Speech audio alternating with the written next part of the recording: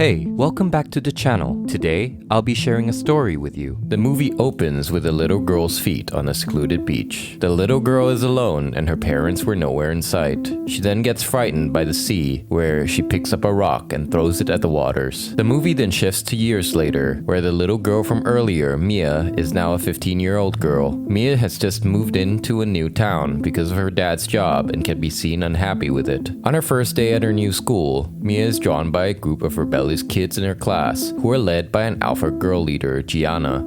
After class, Mia decides to make friends with them by approaching them and asking if they have a lighter for her cigarette, but they ignore her and leave, disappointing Mia. When Mia gets home, she is asked by her mother how her day was, but she responds coldly and immediately heads to her room. Looks like someone is in a bad mood. Her mother then knocks on her door and asks to come in. After she enters, she continues asking Mia about her day, hoping to bond with her daughter, but Mia somehow gets irritated by this and asks her mother to leave, but she doesn't. Frustrated, Mia accidentally pushes her mother down on the floor. Feeling regretful, she quickly apologizes to her mother. The next day in school, Mia's teacher decides to bring the class to Coneyland for their school field trip, and the class are given consent forms for their parents to sign. After class, Gianna and her friends see Mia smoking and ask her for some cigarettes. They then introduce themselves to her and invites her back to their place to hang out. At Gianna's place, the girls start talking about their boyfriends and soon learn that Mia doesn't have one, so they decide to set up an online dating profile for Mia and ask about her dating history, which Mia claims she has experience in and prefers older guys. After setting up her profile, Gianna starts panning heavily. She then calls Mia over and asks her to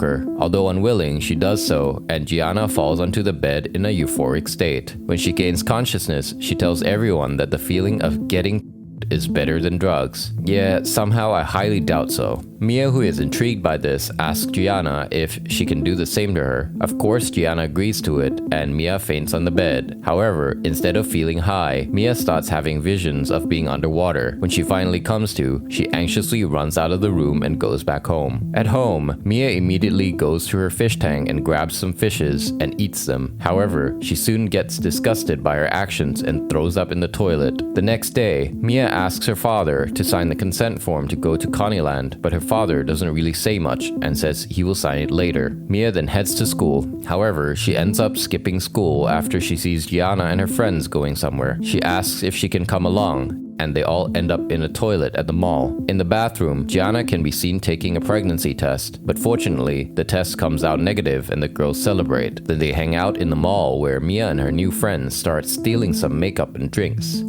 But they soon get spotted by a security guard and a chase begins. Mia and Gianna end up on a bridge, and after drinking some alcohol, they begin flashing drivers on the highway, and the two almost kisses each other, but are quickly stopped when their other friends catch up with them. At home, Mia gets a massage by a random older man in his 30s on the dating site where she replies to him if he wants to meet up.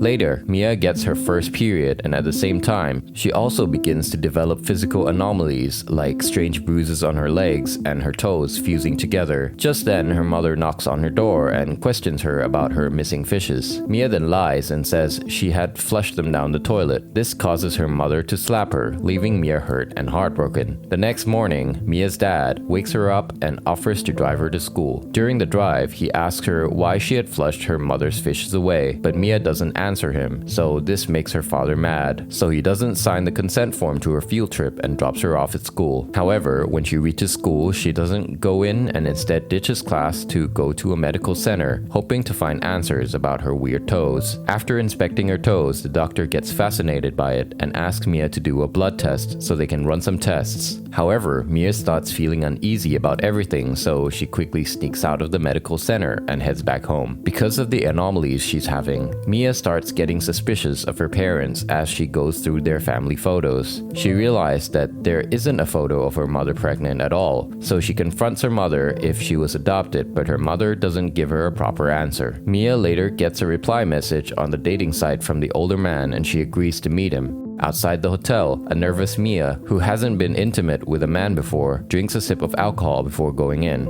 While inside the hotel room, Mia and the guy awkwardly chats and soon, he starts making his move. But he then notices bruising on her legs and becomes concerned. He asks Mia if she had been hit by someone, but she ends up getting mad and accidentally knocking him down on the floor. She then immediately leaves the hotel. Outside, the girls ask her how things went, and she admits that nothing happened. Later, Mia goes to buy medical supplies, and when she gets home, she bandages up her bruises and uses a medical scissor to cut open her webbed toe to separate them. After that, she goes to visit the apartment of Gianna's friend Roberto. She initiates intimacy and loses her first time to him. Roberto then invites her to a party and she agrees to go.